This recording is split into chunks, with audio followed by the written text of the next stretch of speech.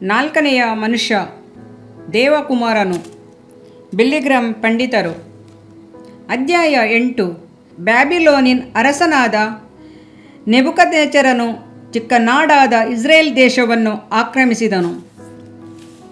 ಆ ದೇಶದ ಎಲ್ಲೇ ದಾಟಿ ಕೆಲವು ಜನರನ್ನು ಕೈದಿಗಳನ್ನಾಗಿ ಬ್ಯಾಬಿಲೋನಿಗೆ ದೇಶಾಂತರ ಮಾಡಿದನು. ಸೆರೆ ಹಿಡಿದು ಕೊಂಡೊಯ್ದ ಗುಂಪಿನಲ್ಲಿ ದಾನಿಯೇಲ, ಶದ್ರಕ್, ಮೇಷಕ್, ಅಬೇದ್ನೆಗೋ ಎಂಬ 4 ಯುವಕರಿದ್ದರು.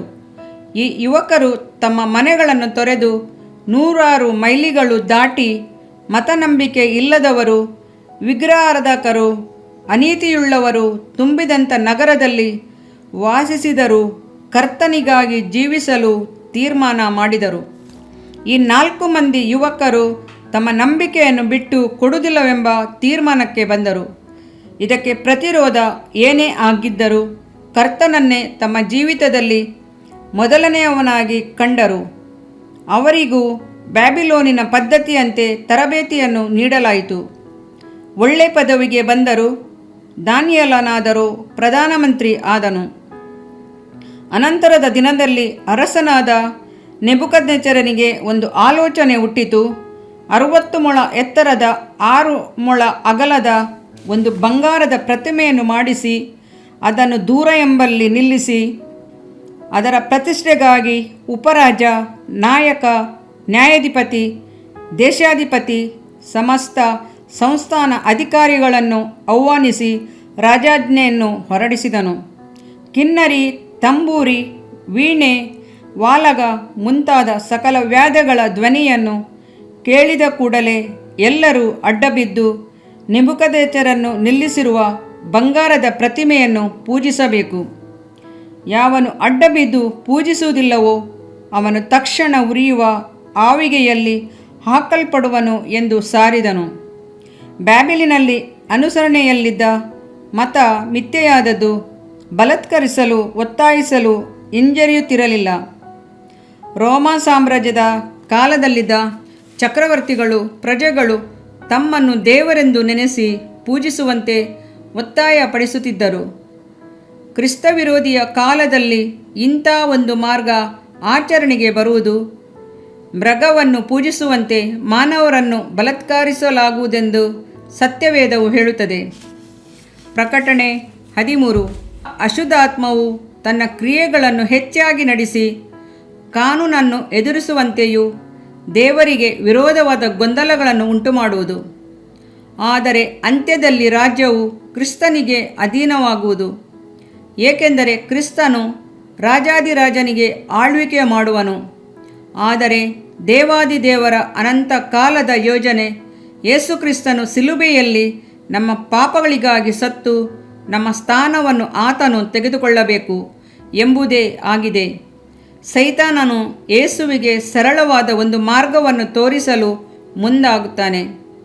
ಎತ್ತರವಾದ ಬೆಟ್ಟದಲ್ಲಿ ನಿಲ್ಲಿಸಿ ತನಗೆ ಸಾಷ್ಟಾಂಗವೆರಗುವಂತೆಯೂ ಈ ಪ್ರಪಂಚವನ್ನು ನಿನಗೆ ಕೊಡುವೆನು ಎಂದು ಹೇಳುತ್ತಾನೆ. ಇದನ್ನೇ ಇಂದು ಸಹ ಸೈತಾನನು ಅನೇಕ ಯುವಕರ ಬಳಿ ಹೇಳುತ್ತಿರುವನು.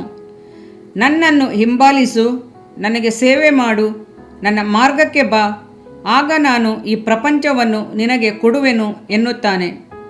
ಹೀಗೆ ಹೇಳಿ ವಂಚಿಸುವ ಸೈತಾನನು ಸ್ವಲ್ಪ ಕಾಲದ ಆನಂದವನ್ನು, ಲೌಕಿಕ ಸಂತೋಷವನ್ನು ನಿಮಗೆ ಕೊಡುತ್ತಾನೆ. ಆದರೆ ಆ ಮಾರ್ಗದ ಅಂತ್ಯ ನಾಶವೇ ಆಗಿದೆ. ನ್ಯಾಯ ತೀರುವಿಕೆ, ನರಕ ಎಂಬುದನ್ನು ಸೈತಾನನು ನಿಮಗೆ ಮರೆಮಾಡುತ್ತಾನೆ. ಎಲ್ಲವನ್ನು ಅವನು ನಿಮಗೆ ತಿಳಿಸುವುದಿಲ್ಲ.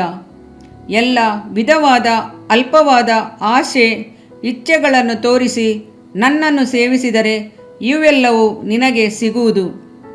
ನೀನು ಧಾರಾಳವಾಗಿ ಅಲೆದಾಡಿ ಕಂಡಂತೆ ಲೈಂಗಿಕವಾದ ಅನೈತಿಕವಾದ ಸಂಬಂಧದಲ್ಲಿ ತೊಡಗಬಹುದು. ನಿನಗೆ ಅಡ್ಡಿಯೇ ಇಲ್ಲ. ಸತ್ಯವೇದವೆಲ್ಲ ಸುಳ್ಳು. ನೀನು ಸಾಯುವುದಿಲ್ಲ, ನಿನಗೆ ಏನು ಸಂಭವಿಸುವುದಿಲ್ಲ ಎಂದು ನಿನಗೆ ಊದುವನು. ಶದ್ರಕ್, ಮೇಷಕ್, ಅಬೇದ್ನೆಗೋ ಎಂಬ ಈ 3 ನೆಬೂಕದ್ನೆಚ್ಚರನ ಬಳಿ,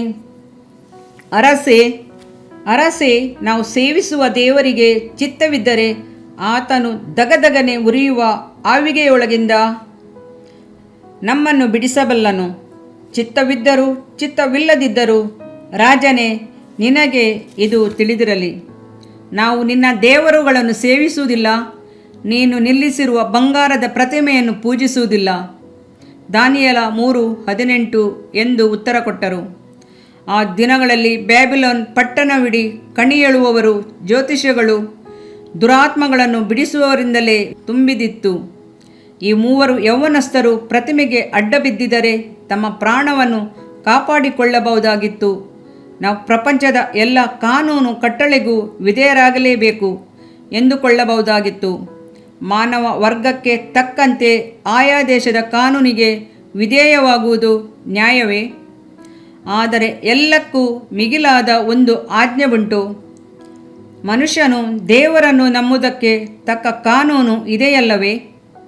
ನಾವು ಎಲ್ಲ ವೇಳೆಗಳಲ್ಲೂ ಎಲ್ಲಕ್ಕಿಂತಲೂ ಮಿಗಿಲಾಗಿ ಕರ್ತನನ್ನೇ ನಂಬಿ ಆತನನ್ನೇ ಆರಾಧಿಸಬೇಕೆಂಬುದೇ ಪ್ರಧಾನ ಕಟ್ಟಳೆ. ಈ ಯುವಕರು ಬ್ಯಾಬಿಲೋನಿನ ಇತರೆ ಎಲ್ಲ ಕಾನೂನು ಕಟ್ಟಳೆಗಳಿಗೂ ವಿಧೇಯರಾಗಿದ್ದರು. ಆದರೆ ವಿಗ್ರಹ ಆರಾಧನೆಯು ಕರ್ತನ ಆಜ್ಞೆಗೆ ವಿರೋಧವಾಗಿದ್ದರಿಂದ ಅವರು ಅದಕ್ಕೆ ವಿಧೇಯರಾಗಲಿಲ್ಲ. ಇದು ಒಂದು ಆಚಾರವಷ್ಟೇ. ಮತ ಅಥವಾ ನಂಬಿಕೆ ಎಂಬುದು ಹೃದಯಕ್ಕೆ ಸೇರಿದ ವಿಷಯ. ಆದ್ದರಿಂದ ಅಂತರ್ಯದಲ್ಲಿರುವ ಕರ್ತನು ನಮ್ಮನ್ನು ಅರಿತಿರುವನು. ನಾವು ಹೊರಗಿನ ತೋರಿಕೆಗೆ ಅಡ್ಡಬಿದ್ದರೂ ಹೃದಯದಲ್ಲಿ ನಮ್ಮ ನಂಬಿಕೆಯನ್ನು ನಾವು ಕಾಯ್ದುಕೊಳ್ಳೋಣ ಎಂದು ಆ ಮೂವರು ಯುವಕರು ಅಂದುಕೊಳ್ಳಬಹುದಾಗಿತ್ತು. ಇಲ್ಲಿ ನೀವು ಆ ರೀತಿ ಮಾಡಲಾರಿರಿ ಎಂದು ಯೇಸುಸ್ವಾಮಿ ಹೇಳಿದ್ದಾನೆ. ಯಾವನು ಮನುಷ್ಯರ ಮುಂದೆ ತಾನು ಯೇಸುವಿನೆಂದು ಒಪ್ಪಿಕೊಳ್ಳುವನೋ ನಾನು ಸಹ ಅವನನ್ನು ನನ್ನವನೆಂದು ಪರಲೋಕದಲ್ಲಿರುವ ನನ್ನ ತಂದೆಯ ಮುಂದೆ ಒಪ್ಪಿಕೊಳ್ಳುವೆನು. ಮತ್ತಾಯ 10:32 ಎಂದು ಯೇಸುಸ್ವಾಮಿ ಹೇಳಿದ್ದಾನೆ. ಕ್ರಿಸ್ತ ಯೇಸುವಿಗೆ ಬಹಿರಂಗ ಸಾಕ್ಷಿಯಾಗಿ ನಿಲ್ಲುವುದು ಅತ್ಯವಶ್ಯವಾದುದು. ಅಂತರಂಗದ ವಿಶ್ವಾಸಿಗಳಿಗಾಗಿ ನಿಲ್ಲಲು ಬಯಸುವುದು ಕರ್ತನನ್ನು ಬೋಂಕುವುದಕ್ಕೆ ಸಮವಾದದ್ದು. ಈ ಯುವಕರು ಆ ದಿನ ಮರೆಯಾಗಿದ್ದಿರಬಹುದಾಗಿತ್ತು, ಆದರೆ ಅವರು ಹಿಂಜರಿಯಲಿಲ್ಲ. ಇದು ನಿನಗೆ ತಿಳಿದಿರಲಿ, ನಾವು ನಿನ್ನ ದೇವರುಗಳನ್ನು ಸೇವಿಸುವುದಿಲ್ಲ. ಆ ಯುವಕರು ಈ ಸಂದರ್ಭವನ್ನು ಸಾಕ್ಷಿ ಕೊಡುವುದಕ್ಕೂ ಪ್ರಪಂಚದ ನಾನಾ ಭಾಗಗಳಿಂದ ಬಂದಿದ್ದ ಸಾವಿರಾರು ಪ್ರಮುಖರ ಮುಂಭಾಗದಲ್ಲಿ ನಿಂತು ಸತ್ಯವಂತನು ಜೀವಿಸುವಾತನು ಆಗಿರುವ ದೇವರಲ್ಲಿ ಅವರಿಗಿದ್ದ ನಂಬಿಕೆಯನ್ನು ಬಹಿರಂಗವಾಗಿ ಹೇಳಲು ಒಂದು ಸದಾವಕಾಶವನ್ನು ಪಡೆದರು. ಈ ಯುವಕರು ಏನು ಮಾಡಿದರು? ಅರಸನ ಆಜ್ಞೆ ಹೇಗೆ ಇದ್ದರೂ ತಾನು ಪ್ರತಿಮೆಗೆ ಅಡ್ಡ ಬೀಳುವುದಿಲ್ಲ ಎಂಬುದೇ ಅವರ ತೀರ್ಮಾನ. ಸಕಲ ವಾದ್ಯಗಳ ಧ್ವನಿ ಮೊಳಗಿದಾಗ ಈ ಮೂವರು ತಲೆ ಎತ್ತಿ ನಿಂತಿದ್ದರು. ಇದನ್ನು ಕಂಡ ಪಂಡಿತರು ಅರಸನ ಸನ್ನಿಧಿಗೆ ಬಂದು ಇಬ್ರಿಯ ಯುವಕರ ಮೇಲೆ ದೂರು ಹೇಳಿದರು. ಇದನ್ನು ಕೇಳಿದ ಅರಸನು ಕೋಪಗೊಂಡು ಯುವಕರನ್ನು ಹಿಡಿದು ತರಲು ಹೇಳಿದನು. ಅವರನ್ನು ಹಿಡಿದು ತಂದಾಗ ಅವರನ್ನು, ನೀವು ಏಕೆ ಪ್ರತಿಮೆಗೆ ಅಡ್ಡ ಬೀಳಲಿಲ್ಲ ಎಂದು ಕೇಳಿದ್ದು ಮಾತ್ರವಲ್ಲದೆ ಪುನಃ ಅವರ ಬಳಿ, ಈಗಲಾದರೂ ನೀವು ಸಿದ್ಧವಾಗಿದ್ದು ವ್ಯಾಧಗಳ ಧ್ವನಿಯನ್ನು ಕೇಳಿದ ಕೂಡಲೇ ಅಡ್ಡ ಬಿದ್ದು ನಾನು ನಿಲ್ಲಿಸಿರುವ ಪ್ರತಿಮೆಯನ್ನು ಪೂಜಿಸಿರಿ ಎಂದನು. ನೀವು ಕ್ರಿಸ್ತನ ಬಳಿಗೆ ಬರುವಾಗ ಸೈತಾನನು ನಿಮ್ಮನ್ನು ಗಮನಿಸುವಂತೆ ತನ್ನ ದೂತರನ್ನು ಕಳಿಸುತ್ತಾನೆ. ನಾವು ಕ್ರಿಸ್ತನನ್ನು ನಮ್ಮ ರಕ್ಷಕನನ್ನಾಗಿ ಅಂಗೀಕರಿಸಿಕೊಂಡು ಆತನನ್ನು ಹಿಂಬಾಲಿಸುವಾಗ ಕೆಲವು ಅವಹೇಳನಗಳನ್ನು ಎದುರಿಸಬೇಕಾಗುವುದು. ಸತ್ಯವೇದವು ಕ್ರಿಸ್ತ ಯೇಸುವಿನಲ್ಲಿ ಜೀವಿಸುವುದಕ್ಕೆ ಮನಸ್ಸು ಮಾಡುವವರೆಲ್ಲರೂ ಹಿಂಸೆಗೊಳಗಾಗುವರು. 2 ತಿಮೋತಿ 3:12 ಎಂದು ಹೇಳುತ್ತದೆ. ನೆಬೂಕದ್ನೆಚ್ಚರನು ಯೆಹೂದ್ಯ ಯೌವನಸ್ಥರಿಗೆ ಮತ್ತೊಂದು ಸಂದರ್ಭವನ್ನು ಕೊಟ್ಟನು. ಅದಕ್ಕೆ ಪ್ರತ್ಯುತ್ತರವಾಗಿ, ನೆಬೂಕದ್ನೆಚ್ಚರನೇ, ಈ ವಿಷಯದಲ್ಲಿ ನಾವು ನಿನಗೆ ಏನು ಹೇಳಬೇಕಾಗಿಲ್ಲ. ಅರಸೆ, ನಾವು ಸೇವಿಸುವ ದೇವರಿಗೆ ಚಿತ್ತವಿದ್ದರೆ ಆತನು ದಗದಗನೆ ಉರಿಯುವ ಅವಿಗೆಯೊಳಗಿಂದ ಬಿಡಿಸಬಲ್ಲೆನು. ಇಗೋ, ಹೇಗೂ ನಿನ್ನ ಕೈಯಿಂದ ನಮ್ಮನ್ನು ಬಿಡಿಸುವವನು ಚಿತ್ತವಿಲ್ಲದಿದ್ದರೂ ರಾಜನೇ, ನಿನಗೆ ಇದು ತಿಳಿದಿರಲಿ, ನಾವು ನಿನ್ನ ದೇವರುಗಳನ್ನು ಸೇವಿಸುವುದಿಲ್ಲ, ನೀನು ನಿಲ್ಲಿಸಿರುವ ಬಂಗಾರದ ಪ್ರತಿಮೆಯನ್ನು ಪೂಜಿಸುವುದಿಲ್ಲ ಎಂದು ಉತ್ತರ ಕೊಟ್ಟರು. ನಡೆದದು ಏನು? ಅವಿಗೆಯೊಳಗೆ ಅವರನ್ನು ಎತ್ತಿ ಹಾಕುವಂತೆ ರಾಜಾಜ್ಞೆ ಆಯಿತು. ಸೇವಕರು ರಾಜಾಜ್ಞೆಯನ್ನು ನೆರವೇರಿಸುವುದಕ್ಕಾಗಿ ಉರಿಯುವ ಆವಿಗೆಯ ಸಮೀಪ ಹೋದದ್ದರಿಂದ ಅಗ್ನಿ ಅವರನ್ನೇ ಸಂವರಿಸಿತು. ಈಗ ಅರಸನು ಯೆಹೂದ ಯುವಕರನ್ನು ಗಮನಿಸಿದನು. ಅವನು ಕಂಡದ್ದೇನು? ಬೆಂಕಿ ಹೊಂಡದಲ್ಲಿ 3 ಮಂದಿ ಸುತ್ತಾಡುವುದನ್ನು ಕಂಡನು. ಇಲ್ಲ, ಅಲ್ಲಿ ಇದ್ದದ್ದು 3 ಅಲ್ಲ, 4 ಮಂದಿ ಇದ್ದರು. ಸತ್ಯವೇದವು 4ನೆಯವನ ರೂಪವು ದೇವಕುಮಾರನ ರೂಪದಂತಿದೆ, ದಾನಿಯೇಲ 3:26 ಎಂದು ಹೇಳುತ್ತದೆ. ಬೆಂಕಿಯ ಮಧ್ಯದಲ್ಲಿ ಯೆಹೂದ್ಯ ಯುವಕರೊಂದಿಗೆ ತಿರುಗಾಡುತ್ತಿದ್ದ 4ನೇ ಮನುಷ್ಯನು ಯೇಸುಕ್ರಿಸ್ತನೆಂದು ನಾನು ನಂಬುತ್ತೇನೆ. ದೇವರು ಈ 3 ಯೆಹೂದ್ಯ ಯೌವನಸ್ಥರ ನಂಬಿಕೆಯನ್ನು ಸನ್ಮಾನಿಸಿ ಅವರನ್ನು ಕಾಪಾಡಿದನು. ಅವರ ತಲೆ ಕೂದಲು ಸಹ ಸುಡಲಿಲ್ಲ. ತಾವು ಬಿಡುಗಡೆ ಹೊಂದುತ್ತೇವೆ ಎಂಬುದು ಅವರಿಗೆ ತಿಳಿದಿರಲಿಲ್ಲ. ಕರ್ತನಿಗಾಗಿ ವೈರಾಗ್ಯವಾಗಿ ನಿಲ್ಲುವುದೇ ಅವರ ನಂಬಿಕೆಯಾಗಿತ್ತು. ನಿಮ್ಮಲ್ಲಿ ಕೆಲವರು ಉರಿಯುವ ಬೆಂಕಿಯ ಹೊಂಡದಲ್ಲಿ ಹೋಗಬೇಕಾಗಿ ಬರಬಹುದು. ಆ ರೀತಿ ನಡೆಯುವಾಗ ಕರ್ತನು ನಿಮ್ಮೊಂದಿಗೆ ಇರುವನೆಂದು ನಾನು ನಂಬುತ್ತೇನೆ. ನಿಮ್ಮನ್ನು ಕಾಪಾಡುವ ಹೊಣೆಯನ್ನು ಕರ್ತನ ಬಳಿ ಬಿಟ್ಟು ಬಿಡುವಿರಾದರೆ ಕರ್ತನು ನಿಮ್ಮೊಂದಿಗೆ ಬರುವನು. ನಿಮ್ಮ ಮನಸ್ಸು ಮಾರ್ಪಡುವಾಗ ನೀವು ಕಳೆದುಕೊಳ್ಳುವಿರಿ. ಪಾಪ ಹಾಗೂ ನಿಮ್ಮೊಂದಿಗೆ ಕಟ್ಟಲ್ಪಟ್ಟಂಥ ಪಾಪದ ಸಂಕೋಲೆ ಮಾತ್ರವೇ ನಿಮ್ಮೊಂದಿಗೆ ಬರುವುದು. ನಮಗೆ ಈಗ ಬಿಡುಗಡೆ ಬೇಕಾಗಿದೆ, ಆದರೆ ಯಾರ ಬಳಿ ಅಥವಾ ಯಾವುದರೊಂದಿಗೂ ಸಂಬಂಧವಿಲ್ಲದಂಥ ಒಂದು ಬಿಡುಗಡೆ ಬೇಕೆಂದು ಅನೇಕರು ಇಂದು ಕೇಳುತ್ತಾರೆ. ಬೆಂಕಿಯ ಅವಿಗೆಯಲ್ಲಿದ್ದವರು ಬ್ಯಾಬಿಲೋನಿನವರೊಂದಿಗೆ ಅಂದು ನಿಜಕ್ಕೂ ಬಿಡುಗಡೆಯಿಂದಲೇ ಇದ್ದರು. ಕರ್ತನ ಮೇಲೆ ನಂಬಿಕೆಯಿಟ್ಟು ಆತನನ್ನೇ ಆತುಕೊಂಡದ್ದರಿಂದಲೇ ಬಿಡುಗಡೆ ಹೊಂದಿದರು. ಇಂದು ಪ್ರಪಂಚದಲ್ಲಿ ಸ್ವತಂತ್ರವಾಗಿರುವವರು ಯೇಸುಕ್ರಿಸ್ತನ ಮೇಲೆ ನಂಬಿಕೆಯನ್ನು ನಿರೀಕ್ಷೆಯನ್ನು ಇಟ್ಟವರೇ ಆಗಿದ್ದಾರೆ. ಅಂಥವರು ಬಿಡುಗಡೆ ಹೊಂದುವರು. ಪ್ರಪಂಚದಲ್ಲಿ ಏನೇ ಸಂಭವಿಸಿದರೂ ಅಂಥವರೊಳಗೆ ಸಂತೋಷವೂ ಸಮಾಧಾನವೂ ನೆಲೆಗೊಂಡಿರುವುದು. ಬೆಂಕಿಯ ಹೊಂಡದಲ್ಲಿ ನಡೆದ 3 ಶಾಂತವಾಗಿಯೂ ಸ್ವತಂತ್ರವಾಗಿಯೂ ಸಂತೋಷದಿಂದಲೂ ಇದ್ದಂಥ ಕಾರಣವೇನು? ಅವರ ಜೀವಿತವು ದೇವಾದಿ ದೇವನಲ್ಲಿ ನೆಲೆಗೊಂಡಿದ್ದದ್ದೇ ಆಗಿತ್ತು. ನೀನು ಕ್ರಿಸ್ತ ಯೇಸುವನ್ನು ಅರಿತಿರುವೆಯಾ? ನೀನು ಆತನನ್ನು ಅಂಗೀಕರಿಸಿರುವೆಯಾ? ಆಗ ನೀನು ಸಹ ಕೀರ್ತನೆಗಾರನಂತೆ, ಕರ್ತನೇ, ಯೆಹೋವನೇ, ನಿನ್ನಲ್ಲೇ ಭರವಸವಿಟ್ಟಿದ್ದೇನೆ. ನೀನೇ ನನ್ನ ದೇವರೆಂದು ಹೇಳಿಕೊಂಡಿದ್ದೇನೆ. ನನ್ನ ಆಯುಷ್ಕಾಲವು ನಿನ್ನ ಕೈಯಲ್ಲಿದೆ ಎಂದು ಹರಿಕೆ ಮಾಡಿ ಆತನಲ್ಲಿ ನೆಲೆಗೊಂಡಿರು. ಕೀರ್ತನೆ 31:14-15. ಇದರಿಂದ ನಿನ್ನ ದೇಹಕ್ಕೆ ಆರೋಗ್ಯವು, ಎಲುಬುಗಳಿಗೆ ಸಾರವು ಉಂಟಾಗುವವು. ಜ್ಞಾನೋಕ್ತಿಗಳು 3ನೇ ಅಧ್ಯಾಯ 8ನೇ ವಾಕ್ಯ. ಪ್ರಿಯ ವೀಕ್ಷಕರೇ ಮತ್ತು ಕರ್ತನಲ್ಲಿ ಸಹೋದರ ಸಹೋದರಿಯರೇ, ನೀವು ನಮ್ಮ ಈ ಕಾರ್ಯಕ್ರಮವನ್ನ ವೀಕ್ಷಿಸಿದ್ದಕ್ಕಾಗಿ ದೇವರ ನಾಮದಲ್ಲಿ ನಿಮಗೆ ವಂದನೆಗಳು. ದೇವರ ವಾಕ್ಯವು ನಮ್ಮ ಎಲುಬಿಗೆ ಬಲವು ಸಾರವೂ ಆಗಿದೆ ಎಂದು ಸತ್ಯವೇದವು ಹೇಳುವಂತೆ ಈ ಕಾರ್ಯಕ್ರಮವು ನಿಮಗೆ ಆಶೀರ್ವಾದಕರವಾಗಿದೆ ಎಂದು ನಂಬುತ್ತೇವೆ. ಪ್ರಿಯ ವೀಕ್ಷಕರೇ, ನಮ್ಮ ಈ ಸೇವೆಗಾಗಿ ಪ್ರಾರ್ಥಿಸಿರಿ ಮತ್ತು ಎಲ್ಲಾ ಕಾರ್ಯಕ್ರಮಗಳನ್ನ ಇತರರೊಂದಿಗೆ ಶೇರ್ ಮಾಡಿರಿ. ಅದೇ ರೀತಿಯಾಗಿ ನಮ್ಮ ಈ ಯೂಟ್ಯೂಬ್ ಚಾನೆಲ್ ಅನ್ನು ಸಬ್ಸ್ಕ್ರೈಬ್ ಮಾಡಿರಿ ಹಾಗೂ ಲೈಕ್ ಮಾಡಿ. ನಿಮ್ಮ ಅನಿಸಿಕೆಗಳನ್ನು ಕಮೆಂಟ್ ಬಾಕ್ಸ್ನಲ್ಲಿ ನಮಗೆ ತಿಳಿಯಪಡಿಸಿ. ನಮ್ಮ ಸಂಖ್ಯೆ 7022104605. ಈ ಸಂಖ್ಯೆಗೆ ಕರೆ ಮಾಡಿರಿ. ಒಬ್ಬ ಪಾಪಿಯ ಪ್ರಾರ್ಥನೆ. ಯೇಸುವನ್ನು ರಕ್ಷಕನಾಗಿ ಅಂಗೀಕರಿಸಲು ಮಾಡಬೇಕಾದ ಪ್ರಾರ್ಥನೆ. ಪ್ರಿಯ ಪರಲೋಕದ ತಂದೆಯೇ, ಯೇಸುವಿನ ಹೆಸರಿನಲ್ಲಿ ನಾನು ನಿನ್ನ ಬಳಿಗೆ ಬಂದಿದ್ದೇನೆ. ನನ್ನ ಬಳಿಗೆ ಬರುವವರನ್ನು ನಾನು ತಳ್ಳಿಬಿಡುವುದೇ ಇಲ್ಲ.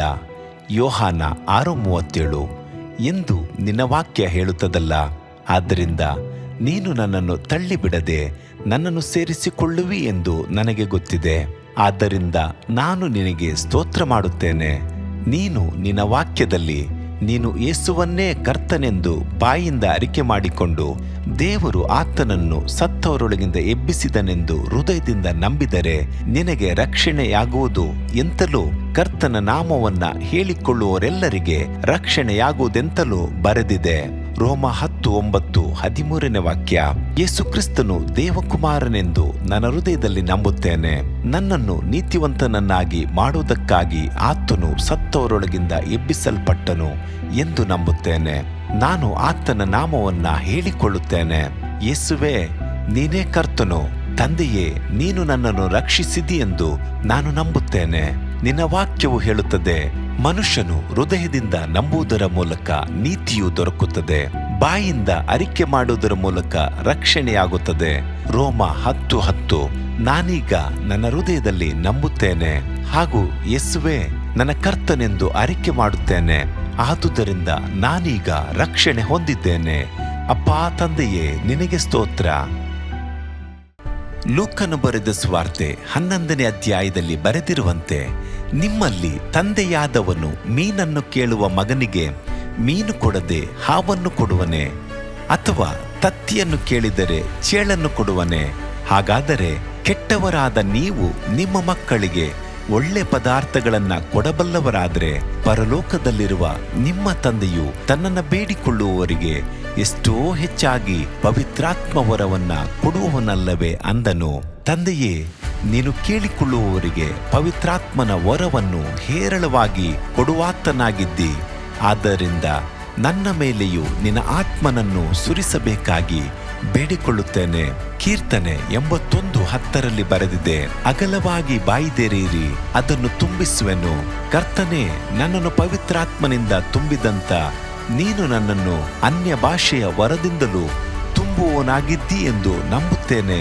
ಅದರಂತೆ ನಾನು ನನ್ನ ಬಾಯಿಯನ್ನು ತೆರೆದು ನಿನ್ನ ಸ್ತೋತ್ರ ಮಾಡುವಾಗ ಅನ್ಯ ಭಾಷೆಯ ಅಭಿಷೇಕದಿಂದ ನನ್ನನ್ನು ತುಂಬುವವನಾಗಿದ್ದಿ ಎಂದು ನಂಬುತ್ತೇನೆ.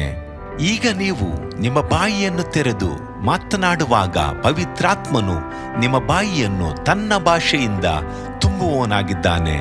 ಇದು ದೇವರ ಭಾಷೆಯಾಗಿದೆ. ಈ ಅಭಿಷೇಕವನ್ನ ಹೊಂದಿಕೊಳ್ಳಲು ನೀವು ನಿಮ್ಮ ಸ್ವರವನ್ನ ಉಪಯೋಗಿಸಬೇಕು. ಅದರಿಂದ ನೀವು ನಿಮ್ಮ ಬಾಯನ್ನು ತೆರೆದು ದೇವರಿಗೆ ಸ್ತೋತ್ರ ಮಾಡುವಾಗ ದೇವರು ನಿಮ್ಮನ್ನು ಅನ್ಯ ಭಾಷೆಯ ವರದಿಂದ ತುಂಬುವವನಾಗಿದ್ದಾನೆ. ಪ್ರಿಯರೇ, ಈಗ ನೀವು ಪವಿತ್ರಾತ್ಮನಿಂದ ತುಂಬಲ್ಪಟ್ಟ ಆತನ ಪ್ರಿಯ ಮಕ್ಕಳಾಗಿದ್ದೀರಿ. ದೇವರ ನಾಮಕ್ಕೆ ಸ್ತೋತ್ರವಾಗಲಿ.